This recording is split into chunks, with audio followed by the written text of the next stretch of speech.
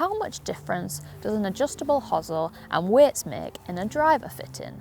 Today we're meeting up with James Robinson here at the Titleist Fitting Centre to find out.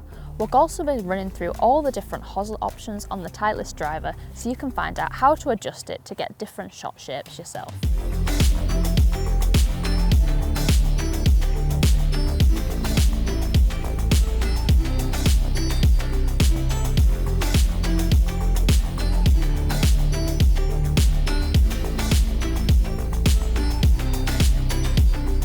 So lots of people know they can get custom fit for a driver, but then once they take it away, they do actually have quite a lot of options in terms of adjustability should they change their swing.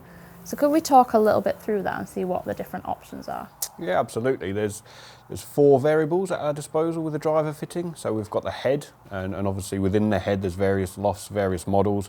We've got the shaft type, the weight and the flex, but then the other 2 are the 16 settings down in the hosel and the weights that we can change as well. In the TSi2 we've got a standard weight, and in the 3 we've also got that movable track so we can move it heel and toe bias at the same time. So if somebody comes to us for a custom fitting, we've got a limited amount of time where we can go through the process. Normally the head and the shaft don't really need to be changed unless somebody goes to the gym and bulks up and increases their speed drastically, but they may actually deliver the club a little bit differently sometime in the future, following a course of lessons, for example. And by knowing how the system works, they can actually tweak that to hone into their new swing. So this hosel works on a series of kind of numbers and letters. Can we go a little bit through what that means so the consumer might find it a bit more simple to understand? Yeah, so we've got 4 numbers, as you said, 1, 2, 3, 4, and we've got this ring that then sits on the top, which has got 4 letters, A, B, C and D, and that gives 16 different settings at our disposal. Some of them are going to affect the lie angle, so we can look at left to right movement, and some of them are going to change the face angle, so we can look at up and down movement, and we can do that independently of each other or as a combination. So what we can do is, assuming that the shaft and the head that you've got set up there, Hannah's appropriate for yourself, we can hit a few, we can play with some different settings and look at how that changes the ball flight. Yeah, perfect. So I've got this in A1 now, which is probably the pretty standard setting. If we didn't go through the fitting process and you were to buy off the shelf, A1 is our stock standard setting with regards to loft and lie angle. So should we hit a few with this, see what it's like, and then move it around and see how it changes? Let's have a play.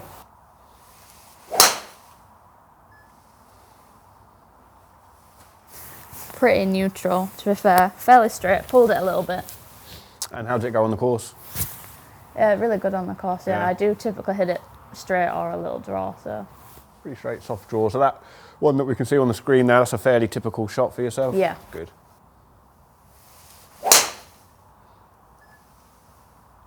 Okay. So say someone was like a slicer and they really wanted to bring the flight down or maybe draw it more, which way would they work on the kind of system? So if we look at the SureFit grid, and we've got the 16 settings there, the easiest explanation that we can give somebody for this grid is, imagine that this is your launch window and the ball's travelling through there, and at A1 it's going through this position. So if somebody wanted to hit the ball higher, the best thing that they can do is move up the chart, and if they want to hit it lower, then we move down. If they want to go more draw bias, we go to the left of the chart, and more fade bias, we go to the right of the chart. So what I can do now, you're in A1 and you're TSi3, so we've got the track system on the back here now as well. I'm going to put this in a slightly different setting to what you just hit, not tell you what it is, hit it, and we'll have a look and see how it went. And presumably this is for right-handers, so how would that change if you were a left-handed golfer? The chart goes upside down. So if I was to flip this over, you'll see that instead of the A1 for the right-hander being the default standard setting, we're actually in D4. That went a lot higher. Yep, we went up the chart, strangely enough. That was a very big difference, wasn't it? I don't think you'd expect it to change so much. We're fortunate enough to have Launch Monitor in here, and we could actually look at the numbers and see exactly what difference that change has made. But even a consumer that goes down the range with his wrench and goes quite drastic in the settings, you can physically see the flight change, yeah. So what exactly did you change on the options we went then? up the chart, so instead of being in A1, we actually went up into A3. So that's added loft and made it a little bit more upright. So should have helped you move it a little bit more right to left.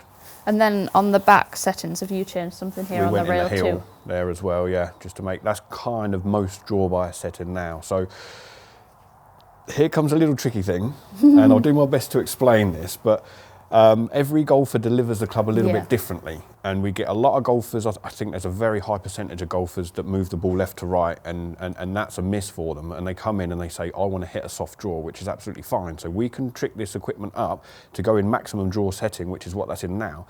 But if somebody's delivery is going left, and we don't allow it to come back, they're going to hit pull hooks and be in a bit of trouble up the left-hand side of the golf course. So their delivery is going to dictate how much we do set the club up or change it to make sure we are hitting fairways down there. I think that's an important thing for people to note, like just because this says if you put it in that setting it'll do something, a lot of times people will tweak the swing because they see it looks visually different at address. So it might not necessarily always do exactly what you think it's going to do. Yes, exactly that, and we actually say more draw, more fade in the chart here, and it will have that effect on the ball flight, but if your pass is going left and the face is a little bit closed and we've got it in a draw setting, that's probably not going to be the most suitable for you. Yeah, correct.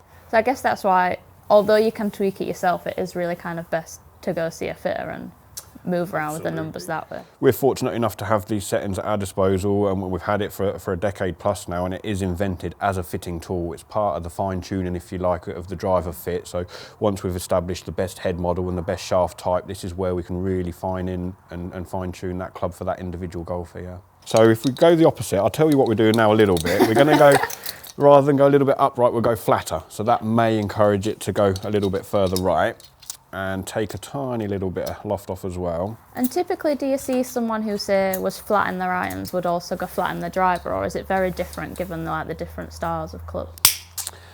The difference with irons is we've got turf interaction, and with the driver we're hitting off a tee, so we can actually have the opposites, and again it is player dependent, but in the driver, well in every club we're fitting lie angle for ball flight, so if somebody is consistently hitting it one way or the other, then we will look at lie angle to try and get it as neutral as possible, yeah. Oh, this looks weird at address.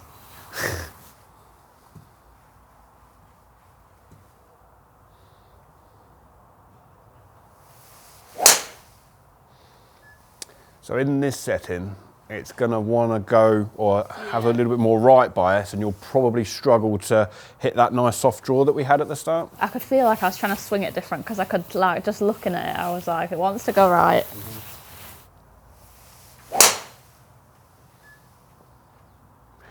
We sometimes get faster players come in that don't want to see it tail off to the left at the end, so we can put it in settings like this, and that gives them confidence knowing that they can really release and go after it and not have that sort of little bit of draw at the end, so that can sort of increase their speed a little bit as well when they put their trust in and confidence knowing that it's not going to go that way. The thing to explain maybe if people are going to go on the range with the wrench and the SureFit Hosel, just to kind of go into detail what we're doing when we're changing the hosel.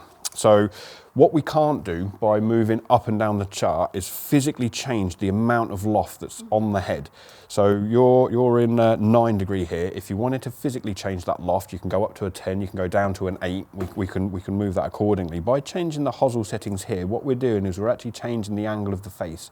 And if we were to go up the chart, so we move from an A1 up into an A4, for example, this is actually moving the toe in ever so slightly.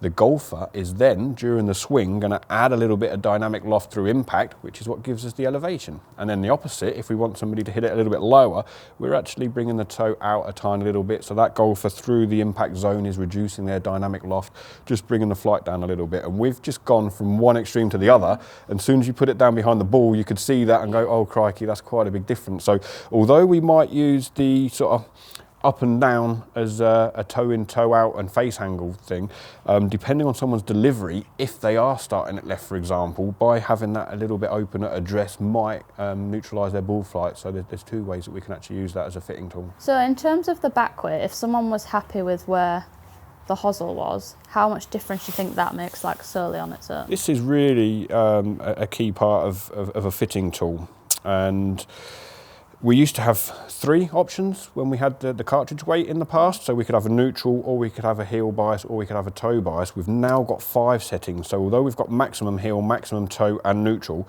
we've also got a setting in between, so we can really fine tune and dial that in. Generally, if we put the weight up here in the toe, if you think somebody that hits it a little bit out of the toe generally moves it right to left with a gear effect.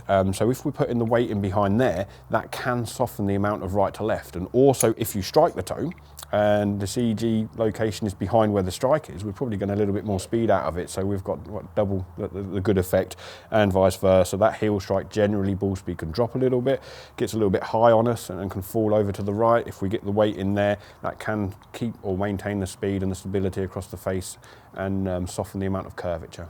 Yeah, that's definitely quite interesting, because I think you wouldn't think about that, because you can really feel it, especially when you hit it off the heel, that you've lost speed. But just something simple like having the weight more there moves the CG can really help with like more consistent ball speed if you're someone who knows that you miss it consistently on kind of one side or the other.